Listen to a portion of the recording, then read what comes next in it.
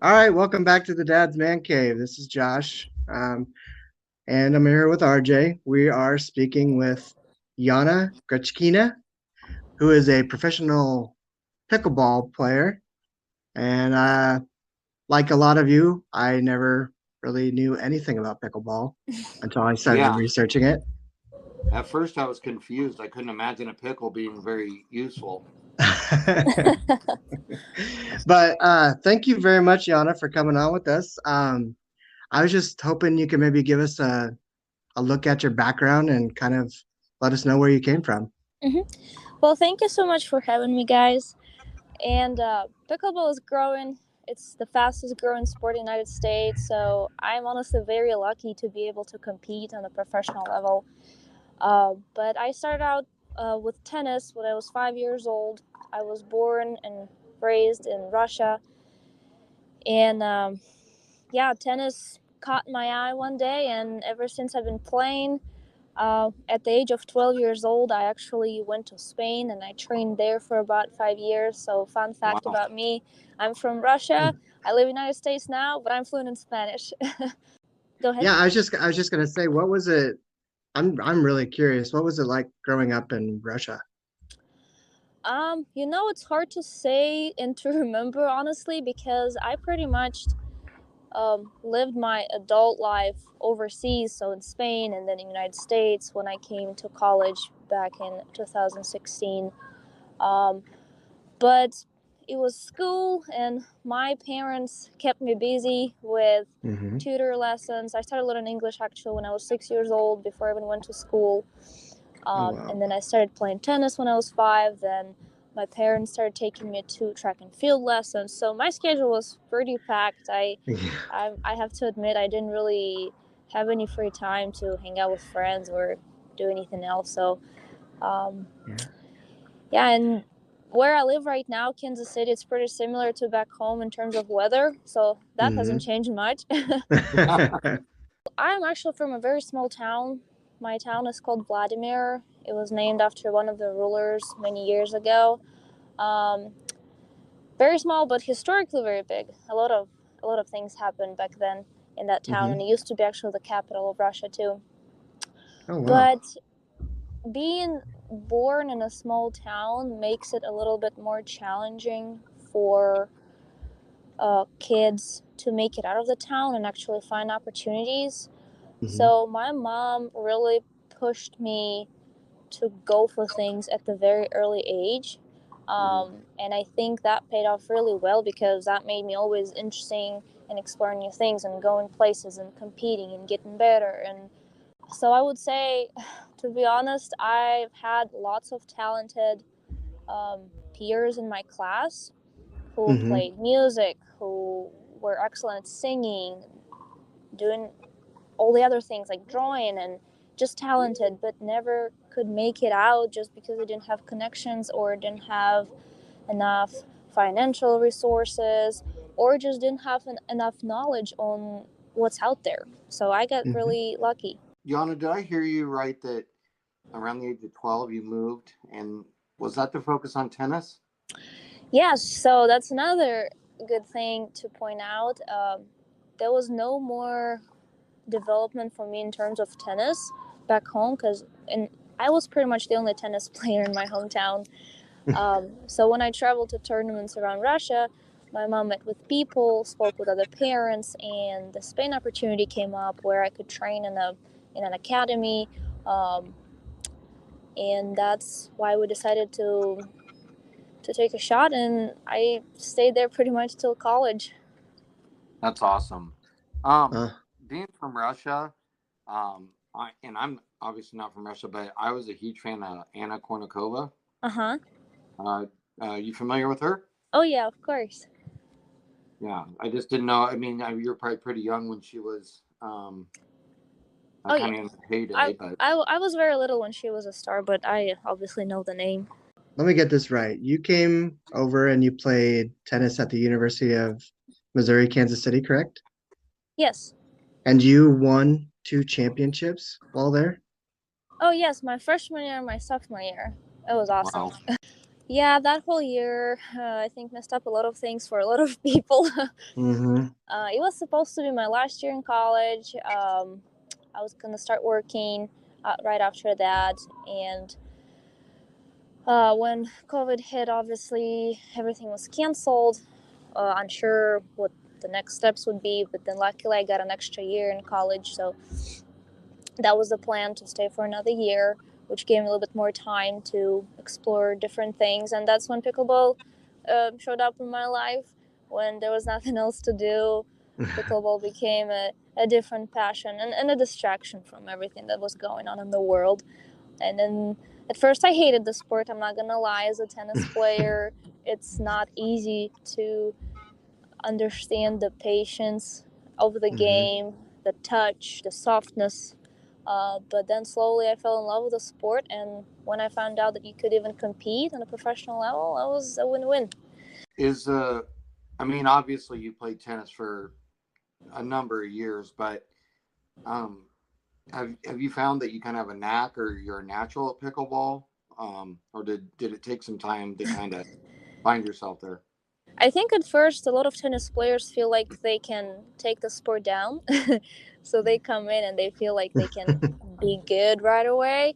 But then when you actually go and compete, you start understanding what areas of your skill set you need to develop. And as a competitor, that's really attracting because obviously you want to get better, you want to learn something, and that was just a different challenge that was very exciting to overcome.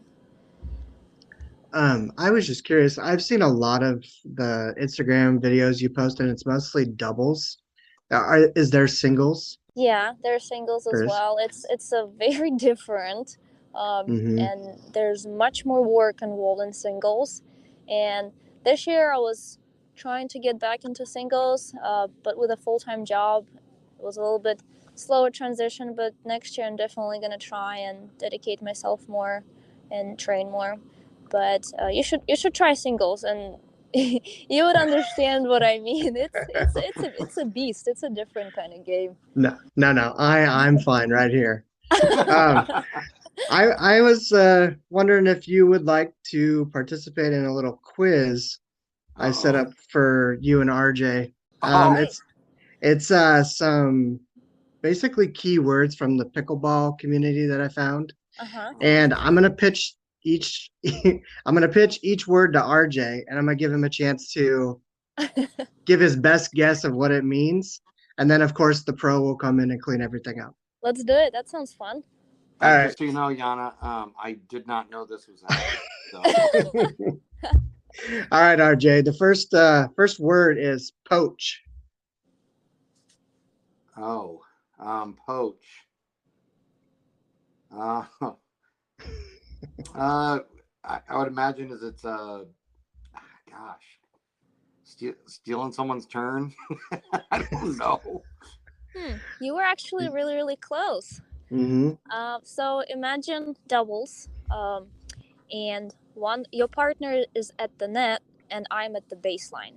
And Mm, if I'm hitting a ground stroke, so not a soft shot, but a ground stroke, a, a powerful shot, and goodness. if my opponents are returning the ball back onto my side, my player can, my partner can cut this direction and take away that ball. So he takes away the time from the players on the other side. So that's a poach. Does that make sense?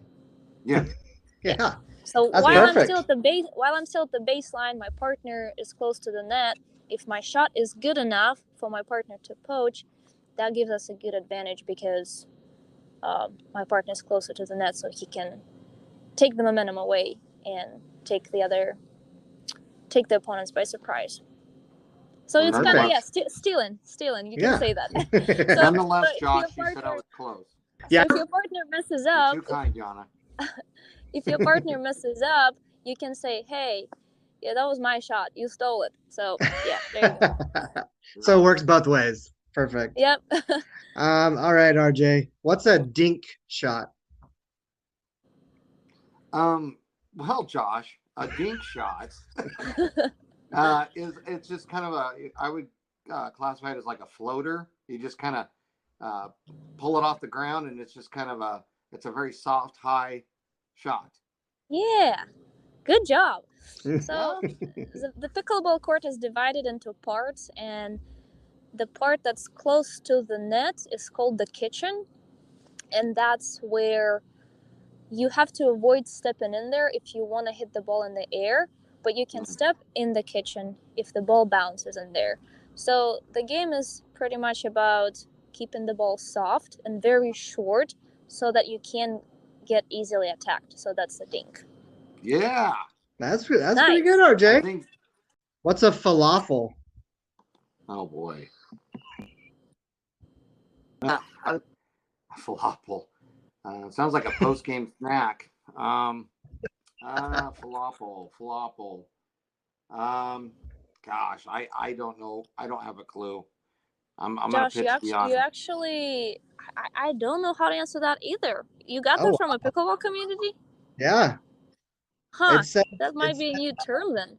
it says a dead paddle or a short shot due to hitting the pickleball with little to no power. Huh, interesting. I actually haven't heard that one or used it. Interesting. Awesome. You I got guess. me there. All right, RJ, the last one I have for you. Okay. What's a flabjack? A flabjack? Yeah. Hopefully you know because I didn't write it down, Yana. A flabjack. I don't know. Is that? It's like a power strike, the kill shot. I don't know. Is it the shot that must bounce before you hit it? I think that's what it is. I think that's what it was. Because Yeah. it's very confusing the way I had it wrote up. We actually don't use that one much either. That's some interesting terminology. No, one thing I have noticed, like you said, this sport has taken the world by storm.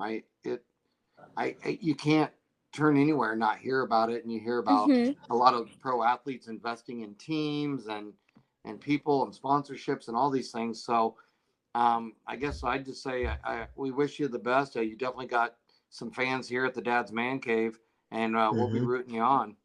Well, thank you so much, guys. I hope the sport grows even bigger and one day you'll become international. Yeah, and one day we hope to come to one of your tournaments and give you some Dad's Man Cave merch. Absolutely. Awesome. Well, thanks a lot for your time, Yana. And Yeah, hopefully we can check in with you and you can be a staple on the show. Thank you so much, guys. All right, thanks. Yana. Have a great tournament. You too. Oh, I mean, have a good day. Yeah, good luck. Bye-bye. Bye.